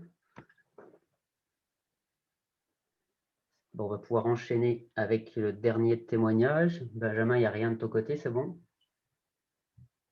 Non, c'est bon. Voilà, simplement, donc les citoyens, ils entrent dans la société en achetant des actions. Donc, c'est quand même important de le rappeler. Ils peuvent donc soit aider, comme tu l'as dit, au développement en recherchant des toitures, etc. Mais tous les citoyens et les collectivités, même les entreprises, peuvent être actionnaires de cette entreprise citoyenne qui va après acheter et installer des panneaux avec. Vous êtes soit un membre très actif en étant au sein du comité de gestion, ou soit vous êtes un citoyen qui cherche à orienter son épargne en achetant des actions de la société. Donc, il y en a quelques-unes en Meurthe-et-Moselle, il me semble, et dans les Vosges. quelques exemples. On a pas mal de projets citoyens qui se développent en Grand Est, hein, c'est d'ailleurs l'objectif de ma mission. Et en Moselle, vous avez 2 collectifs citoyens qui se sont créés les 2 dernières années. Vous avez un collectif qui s'appelle la Société par Action Simplifiée, les énergies des greniers. C'est à Spicheren. Et puis, vous avez une société coopérative d'intérêt collectif qui s'appelle Énergétique, qui s'est créée, il me semble, à Morange ou à Baronvillers. Voilà, il me semble que c'est ça les communes. Voilà les 2 collectifs recensés pour l'instant sur la Moselle qui font des projets citoyens. Et le premier projet donc, est à Spicheren et le deuxième, la toiture photovoltaïque est en discussion, c'est à Lélin sur un foyer communal. Parfait, merci beaucoup. C'est super. Eh ben, merci beaucoup, monsieur André. Merci pour votre témoignage, pour votre double témoignage. Eh ben, le dernier volet qu'on va traiter ce soir, je surveille l'heure, oui, on a 5-10 minutes de retard, mais ça devrait être bon. Le dernier volet, donc, pour valoriser un potentiel, c'est cumuler plusieurs de ces options, on va dire, donc faciliter et accompagner l'émergence de projets, et puis participer concrètement au financement et à la gouvernance. Et donc là, je vais demander à monsieur Houdard, à Jean-Marie Houdard de nous rejoindre. Je suis là. Eh bien, super. Eh bien, je vous laisse la parole et je vous remercie aussi pour votre présence ce soir. Merci, merci. Et les témoignages précédents étaient bien intéressants. Donc, je me présente rapidement. Jean-Marie Houdard, je suis maire d'une commune qui s'appelle Poitiron et je suis vice-président à la transition de la petite commune qui comprend toutes les questions de transition, les questions d'agriculture et les questions de mobilité. Donc, c'est un poste assez large et assez transversal. Et pour compléter le tableau, je préside l'ALE des Ardennes, l'agence locale de l'énergie. La communauté de communes des Crêtes, donc c'est un territoire qui a une longue histoire puisqu'il a commencé en 85 par une association de communes qui est devenue Comcom en 96, Pays en 2000 et toujours sur les mêmes périmètres, enfin à quelques communes près d'un côté ou de l'autre, mais aujourd'hui il y a 94 communes, il y a un noyau dur de 90 communes qui est là depuis le départ. C'est un territoire de 1000 km² avec 22 000 habitants, donc quelque chose d'une densité assez faible, 22 habitants au kilomètre carré, ce qui explique un peu sa structure. Il y a 4% de la surface qui est urbanisée, donc très très peu, et le reste se répartit par tiers entre les terres labourables, les pâtures et les forêts.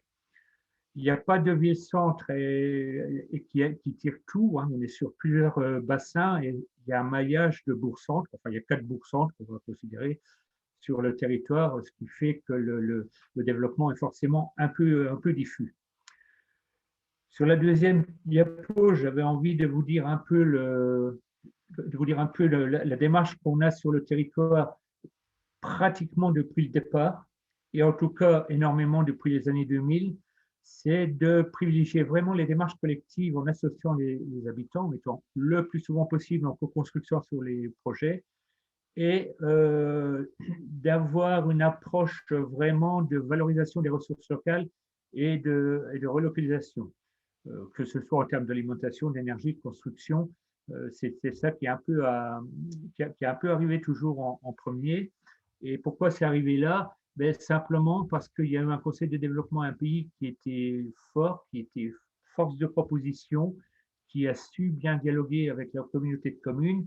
Et du coup, les aspects citoyens, les préoccupations des gens ont été construites collectivement, ont été travaillées collectivement, et c'est un peu ces questions-là qui sont apparues.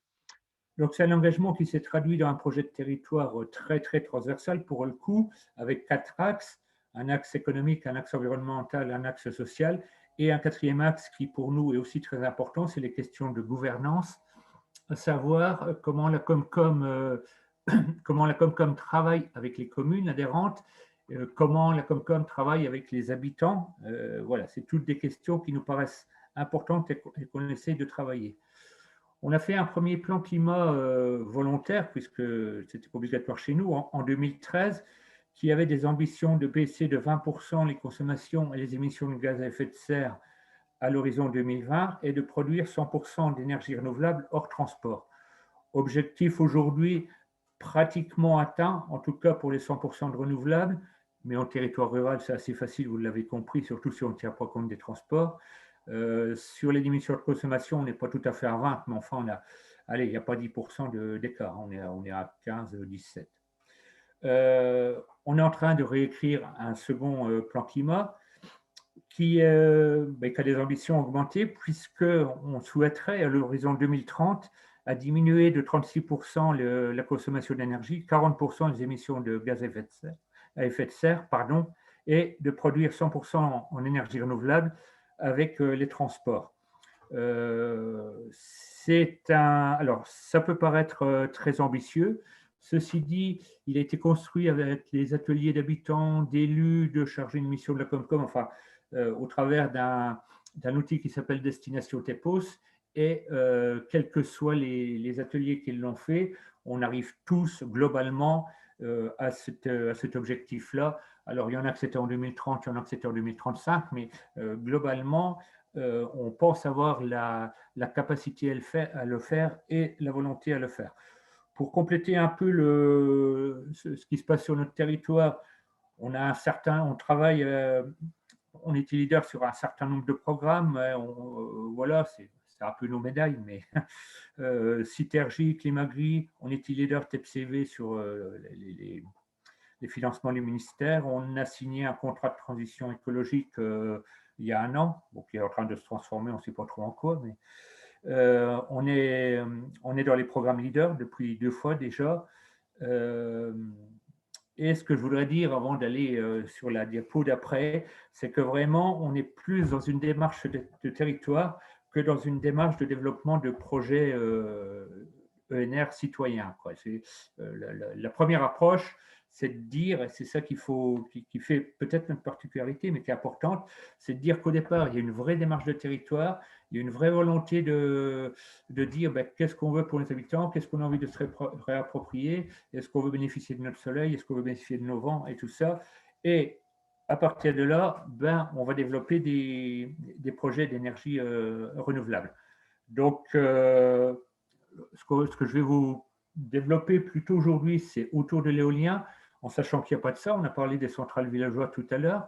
Donc, vous êtes venus en visiter une. Il y en a une deuxième qui maintenant est constituée et il y en a une troisième qui est en projet. L'idée est de couvrir l'ensemble du territoire par ces centrales villageoises. Alors, sur le développement éolien, il y avait une très forte pression, que ce soit auprès des particuliers ou des communes dans les années 2000.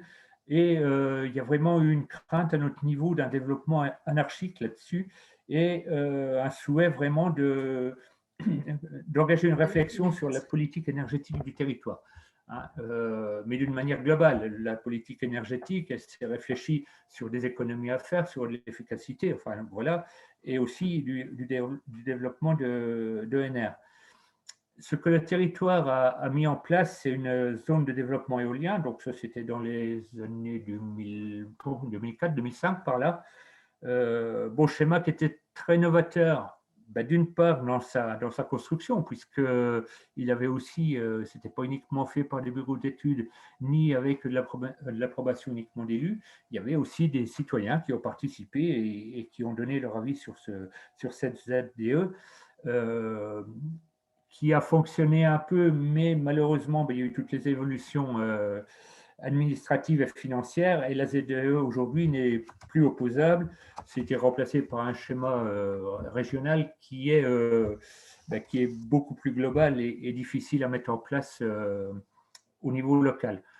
Face à ça, on a retravaillé sur un zonage en 2014 qui était validé par le Conseil de communauté, mais le problème, c'est qu'il était seulement indicatif en raison des évolutions réglementaires. Et la belle preuve, c'est qu'aujourd'hui, on a des éoliennes qui se développent dans des endroits que nous, on n'avait pas retenus, et on en a qu'on a fait développer dans des endroits qu'on avait retenus et qui ne sont pas validés, pas acceptés par le préfet. Enfin, voilà, c'est un peu décevant. Ceci dit, c'est tout, et on a quand même, on a quand même les outils pour dire où on en veut, où on n'en veut pas. Sur la diapo suivante, je voulais vous parler un peu de l'outil économique dont on s'est doté, Parce que vous comprenez bien qu'avoir une démarche de réflexion sur la stratégie, dire qu'il faut participer, on va co-construire, tout ça c'est bien, mais il faut quand même des outils économiques pour le faire. Et sur des projets comme de l'éolien, mais voire des plus petits projets comme les centrales villageoises, ce n'est pas une assoce de le faire, ce n'est pas vraiment un outil qui est fait pour ça. Et donc, il y a une vraie volonté de dire quel outil on va mettre en place qui nous permettra d'investir, mais qui nous permettra aussi de garder la main en termes de financement et de gouvernance sur les projets qu'on veut développer. Donc, ça c'était en 2005, 2006, par là. Et le seul outil un peu qui permettait ça, c'était la SIC, la Société coopérative d'intérêt collectif, et c'est là qu'on a créé la SIC Enercop. Donc on l'a créé à l'échelle départementale, évidemment, on ne souhaitait pas faire ça uniquement à l'échelle de notre petit territoire, et puis après c'est devenu régional d'ailleurs. Mais c'est vraiment sur l'impulsion du territoire qu'elle s'est faite, qu'elle s'est construite. Le choix de ce statut, c'était aussi d'avoir une gouvernance qui nous plaise bien, un homme, une voix, tout ce qui est comme c'est en coopérative, et la possibilité d'avoir un collège collectivité, ce qui permettait aux collectivités aussi d'investir dans les projets, on le verra tout à l'heure. Bon, les objectifs étaient vraiment de collecter des fonds localement, de bien représenter les différents acteurs locaux sociétaires et d'intervenir sur des projets de territoire. Donc après, une petite fiche d'identité du projet qu'on a construit avec cette SIC. Voilà, c'est un parc éolien petit aujourd'hui. À l'époque où on a commencé à le développer, il était normal. Il y a 3 éoliennes. L'ambition était plus que ça, ça a été revu à la baisse au niveau du permis de construire par les services de l'État. Voilà, c'est pas grave. Donc, c'est 3 éoliennes de 0,8 mégas chacune, un investissement de 4 millions d'euros à peu près, 1,4 million d'euros qui ont été élevés sur le territoire. Avec une chaîne de solarité de communes, ça, je vous en parlerai un peu tout à l'heure. Et le parc est en fonctionnement depuis 2016 maintenant, avec un rendement plutôt au-dessus que des prévisions. Donc ça, c'est plutôt une bonne chose, on va dire. Donc on est vraiment dans le cadre du développement d'un projet qui venait d'une volonté intercommunale de cadrer le développement éolien et d'une implication du territoire. Et les principaux acteurs là-dedans, c'est la communauté de communes, évidemment, c'est l'ALE, qui a une pièce importante dedans, puisqu'elle a toujours eu la préoccupation et de travailler sur les ENR et de travailler un peu sur la gouvernance et que ce reste bien des projets locaux. Eneol, qui est un développeur qui a pris la charge du développement et qui nous a revendu le permis de construire après, mais qui est aussi apporteur de capitaux dans Enercop. Enfin voilà, c'est quelque chose qui s'est passé avec les mêmes personnes. Et énergie partagée, bien sûr, sur la partie investissement. Alors, si le projet il a réussi, et si on a réussi à lui donner une dimension un peu citoyenne, diapo suivante, s'il te plaît, c'est vraiment parce qu'on a mis le paquet sur l'animation. On a financé un animateur pendant 3 ans, en fait. Donc, animateur avec du financement leader, avec du financement de la petite commune et aussi un peu du département. Cet animateur a été porté par l'ALE, voilà, encore, il y a des beaux partenariats là. Et son rôle, c'était un peu de faire connaître le projet de faire connaître le territoire, de faire vraiment des réunions publiques pour que les gens du territoire continuent à faire territoire, même s'ils le font déjà depuis le début, c'est toujours à maintenir, et aussi de faire connaître bien le projet pour bien l'ancrer territorialement. Donc, cette animation n'était pas en lien vraiment ne se faisait pas toute seule dans son coin, elle était vraiment en lien avec la démarche de territoire et finalement beaucoup plus large que le seul projet éolien, c'était aussi une animation politique énergétique. Ensuite, sur les investissements des collectivités, et je crois que c'est la dernière diapo, nous, on a proposé pour lui donner un peu une dimension vraiment collective aussi et auprès des collectivités, on a proposé à toutes les communes de prendre quelque part dans le projet. Alors, bon, c'est des parts qui sont prises au travers de l'adhésion à la SIC ENERCOP. C'est un peu comme ça qu'on fonctionnait, c'est-à-dire que les communes prenaient X parts et le fléchaient sur le projet de la SAS des ailes des crêtes, puisque le parc s'appelle comme ça. Des parts de 100 €. Donc, ce qui est intéressant, c'est qu'il y a 34 communes qui ont pris des parts sur les 94 de la Comcom, ce qui fait un bon tiers, on va dire, et que ce n'est pas forcément, les communes juste autour du projet qui les ont pris, c'est vraiment beaucoup plus large que ça, et c'est réparti vraiment sur l'ensemble du territoire. On n'a pas mis la carte, ça aurait pu être intéressant. La communauté de communes aussi, elle, a pris des parts aussi. Donc, voilà un peu rapidement ce que je peux dire là-dessus. Alors, j'insiste plus sur la démarche qu'on a eue pour arriver à construire ce projet. Je n'ai pas, c'est volontairement que je n'ai pas détaillé voilà, le coût de fonctionnement, où l'on est aujourd'hui en termes de rentabilité. D'ailleurs, je serais un peu incapable de le dire parce que je n'ai pas tous ces chiffres en tête. Mais ce que je voulais partager, c'est que pour arriver à un projet citoyen, ça se travaille, c'est de l'animation, c'est de la formation pour les gens aussi. Enfin, savoir que dans un projet, quand on fait partie d'un projet et qu'on fait partie d'une coopérative, assez basiquement, ce qui rentre comme argent, c'est pas du bénéfice. Enfin, voilà, il y a des frais à retirer et que la rentabilité, elle n'est pas immédiate parce qu'il y a des coûts qui ont été générés qu'il faut amortir au départ. Bon, toutes ces questions-là, c'est quand même enrichissant au niveau des gens. Et pour conclure, dire qu'un projet à 4 millions sur des territoires comme les nôtres, on n'en fait qu'un dans sa vie, hein, parce que ça nous fatigue pas mal. Mais qu'on est bien content de l'avoir fait parce que l'approche qu'on a eue, la manière de construire qu'on a eue, ça nous permet aujourd'hui de bâtir des projets un peu plus petits, on va dire, type la centrale villageoise, enfin plus petits en termes d'investissement, en utilisant un peu la même méthode. Donc voilà, je vois qu'il y a des questions, je ne les ai pas regardées en même temps, mais… Oui, il y a quelques questions. Il y avait une réflexion sur la taille des machines en disant qu'elles sont relativement petites par rapport à ce qu'on voit aujourd'hui. Oui. C'était un choix de garder des machines plus petites par rapport au paysage ou c'était une contrainte? C'est un choix, c'est plus qu'un choix, c'est une réglementation. La préfecture les avait limitées en hauteur, donc en puissance forcément. D'accord. Alors, on a une question sur le retour sur investissement. Est-ce que vous commencez à toucher des dividendes au niveau des communes? Comment vous gérez ça? On n'a encore pas touché de dividendes, enfin, nous, porteurs de capitaux, hein, que ce soit les communes ou les citoyens. Les sociétés d'exploitation sont aujourd'hui bénéficiaires, et même assez bien bénéficiaires, mais par contre, on est en train de rembourser les frais engagés sur les premières années qui étaient forcément déficitaires.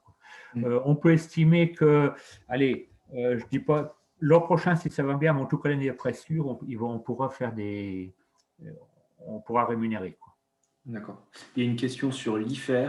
Comment vous êtes réparti l'IFER au niveau de la… Alors ça, c'est une politique globale au niveau de la communauté de communes. On en remonte le maximum au niveau de la Comcom. Donc avant, c'était…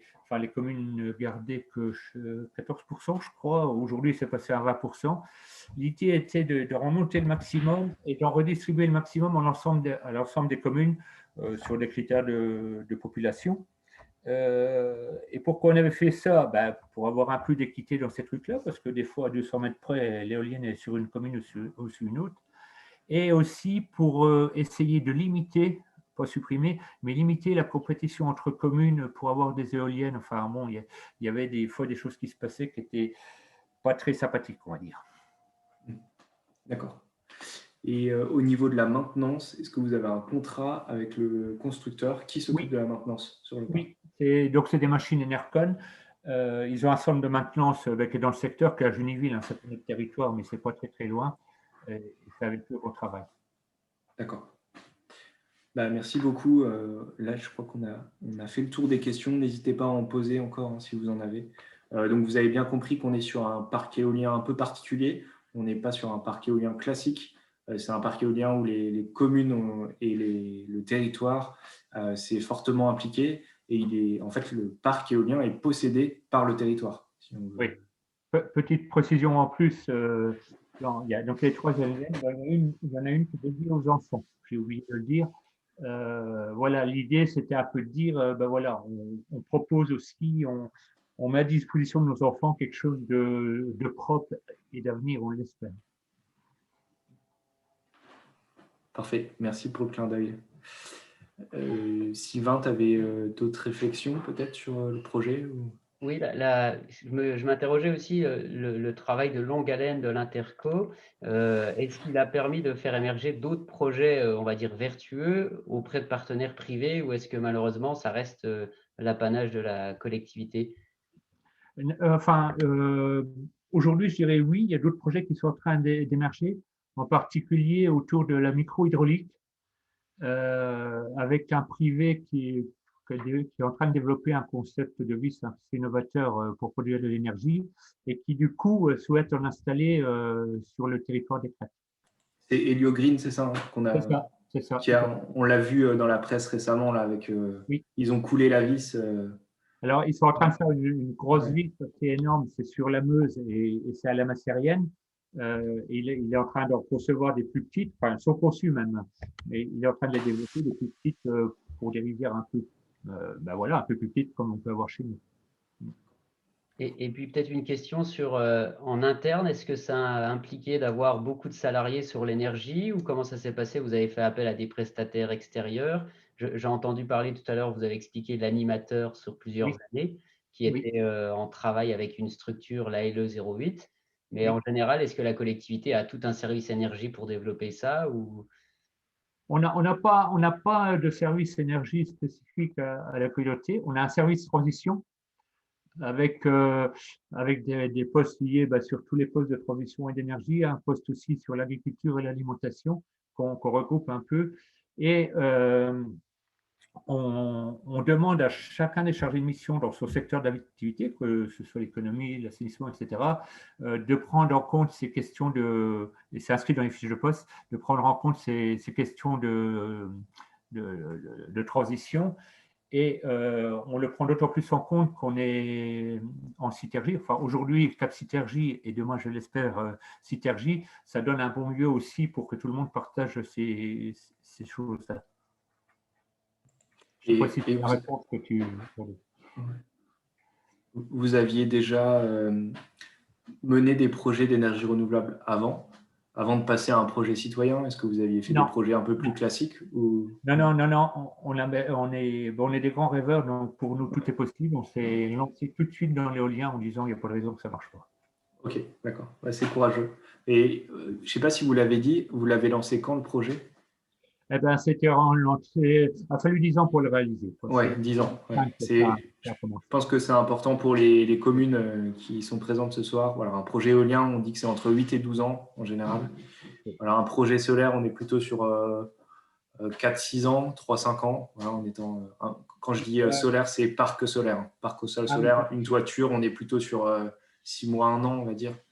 Ouais, voire 2 ans. Parce qu'il y a quand même les questions de mobilité. Enfin, si on veut faire un projet citoyen. Si on fait un projet citoyen, on est au-delà, je suis d'accord. Oui, il faut mobiliser quand même. Voilà, donc c'est des projets assez longs. Vous êtes en début de mandat, c'est le moment de se lancer. Voilà. Exactement. Eh ben, merci beaucoup, Jean-Marie, pour ton témoignage. J'aurais encore quelques questions, mais je pense que je vais passer à la suite parce qu'il est déjà 47 et on avait dit qu'on essayait de tenir 1h30. Donc, si ça vous va, je vous laisse écrire les questions si vous en avez encore par écrit et puis Jean-Marie ou Benjamin pourront vous répondre pour qu'on clôture rapidement. Donc, les deux dernières diapos concernent les retombées économiques. Je voulais attirer votre attention sur une étude qui sera aussi transmise dans le document qui vous sera envoyé. C'est une étude menée par Énergie Partagée sur ces fameux projets citoyens, comme celui présenté juste avant, et qui date de décembre 2019 et qui parle donc des retombées économiques, que ce soit la fiscalité, qu'on a abordée au tout début de notre webinaire, que ce soit les revenus de l'investissement, comme on l'a expliqué avec la chaîne de solidarité des communes dans les crêtes préardennaises, que ce soit les loyers, élément vraiment important au début d'un projet, parce que même si le projet s'étale sur plusieurs années, les enjeux, dès le démarrage, les enjeux du foncier sont vraiment prépondérants. Et puis des enjeux d'emploi et de prestations, savoir avec qui on va travailler, avec qui on va développer nos projets. Eh ben, tous ces facteurs-là vont contribuer à de l'économie locale. Et en fait, plus vous aurez d'impact sur ce projet, plus vous aurez un droit de décision, plus vous allez augmenter les chances que les retombées soient également locales. À l'inverse, un projet où vous n'avez pas pouvoir de décision, eh ben, le prestataire pourrait être très éloigné de votre territoire sans que vous ayez la main dessus. Bien sûr, ce que je vous dis, c'est à pondérer avec les marchés publics. Quand vous faites votre projet vous-même, vous êtes soumis à des conditions de marché public. Mais quand vous faites partie de projets collectifs, eh ben, vous pouvez aussi favoriser cette économie locale. C'est ce qu'on retrouve avec cette diapo. Donc, c'est les conclusions de cette étude. Vous trouvez en haut un projet qu'on qualifie de citoyen, donc où les acteurs locaux sont majoritaires. Les deux premières parties rouges, la fiscalité reste la même pour le projet, ça c'est lié à la loi. Les loyers restent sensiblement les mêmes, parce que de toute façon, il en va de l'équilibre économique des projets. Et donc, sur un projet citoyen, la composante importante, c'est les emplois et les prestations locales. On voit que ça représente 34% des retombées économiques locales. Et les revenus de l'investissement local, c'est 31% des retombées potentielles pour un projet. Donc, ça fait écho à mon alerte en début de visio sur le loyer. Quand on se dit, tiens, un loyer très intéressant, regardez à la fin, pour votre territoire, quel est l'impact économique. Il ne sera potentiellement que de 11%. Donc, c'est pour ça que je vous dis, prenez le temps même si parfois on se dit il faut aller vite, un projet éolien c'est 10 ans, donc si on signe tout de suite, ça fait déjà économiser 6 mois. Mais voilà, en tout cas, cette question de loyer n'est vraiment qu'une goutte d'eau dans le potentiel économique pour un projet. Et sur un projet privé, comme je vous disais, la fiscalité et les loyers restent les mêmes. Et l'emploi et les prestations peuvent aussi permettre une économie locale, mais ce sont des variables non garanties, c'est-à-dire des variables sur lesquelles vous n'aurez pas la main. Et donc, la conclusion de cette étude, c'est de dire pour 1 euro investi dans un projet citoyen de production d'énergie renouvelable, c'est 2,5 € qui profitent au tissu économique local grâce à la fiscalité, les loyers, les salaires, les prestations et les revenus de l'investissement. Voilà la dernière slide pour conclure notre webinaire de ce soir sur les énergies renouvelables. Et je vous ai laissé donc nos coordonnées à la fin avec une petite touche pour vous encourager et vous dire à vous de jouer, à vous de développer vos projets sur vos communes, vos EPCI et vos territoires. Vous retrouvez les coordonnées des 3 chargés de mission GECLAIR. Vous pouvez nous solliciter pour des projets citoyens. Et puis sur la présentation qui vous sera envoyée par mail, vous aurez aussi une diapo supplémentaire qui liste des ressources, des liens pour aller consulter des ressources complémentaires pour vous aider dans vos projets. Eh bien, je pense que si on n'a plus de questions, on peut se quitter là-dessus. Oui, on peut garder peut-être 2-3 minutes si jamais vous avez quelques questions techniques ou autres sur les éventuelles interventions. Sinon, on peut clôturer le webinaire. N'hésitez pas à poser vos dernières questions maintenant. Voilà, les PowerPoint, on va vous les envoyer peut-être demain ou lundi, donc vous allez les recevoir voilà, très bientôt. Ne vous inquiétez pas, on va faire ça. Un grand merci aux différents intervenants et notamment à Sylvain pour l'animation. Voilà. Merci Benjamin pour l'envoi des invitations et l'organisation aussi, parce que pour envoyer à toutes les communes de Moselle, ça ne peut pas se faire sans vous. Donc un grand merci à la région aussi. Et puis aux intervenants, donc je rappelle Jean-Marie Houdard, Gérard André, et puis Et puis Olivier Yob, qui était des complications techniques. Et puis aussi, merci bien sûr aux élus régionaux qui ont assuré l'ouverture de cette… On a bien conscience que c'est très dense, ce webinaire, avec plein d'informations. Voilà, ce qu'il faut retenir, c'est que vous avez des collègues maires ou élus, en tout cas, qui ont lancé des projets peut-être similaires aux vôtres. N'hésitez pas à les solliciter pour voir comment ils ont fait. Sylvain a des informations et peut vous transmettre les coordonnées des élus qui ont déjà mené ces projets. N'hésitez pas voilà, à aller voir, à aller visiter, à les toucher, c'est important pour se rendre compte des projets. Voilà. Et avant de nous quitter, je vois quelques questions. J'en profite pour compléter tes propos sur le PowerPoint. Ça ne sera peut-être pas cette semaine ni le début de semaine prochaine parce qu'on va prendre le temps de… Ce webinaire, il est enregistré, donc là, il va être sur mon ordinateur, mais après, on va en faire en sorte de vous le mettre sur une plateforme pour le consulter facilement, peut-être sur YouTube ou une autre plateforme, on verra bien. Donc, ça prendra peut-être un peu de temps. Donc, voilà. En tout cas, sous une semaine, vous devriez l'avoir. Parfait. Et ben, merci beaucoup à tous. Je vais couper l'enregistrement là, mais si vous voulez, on peut continuer avec des échanges. Je vois qu'il y a une question sur les AMI. Donc, si M. Raymond Monta quelque chose, veut préciser sa question, il peut prendre le micro. Je vais couper là l'enregistrement. Et merci à tous et bonne soirée.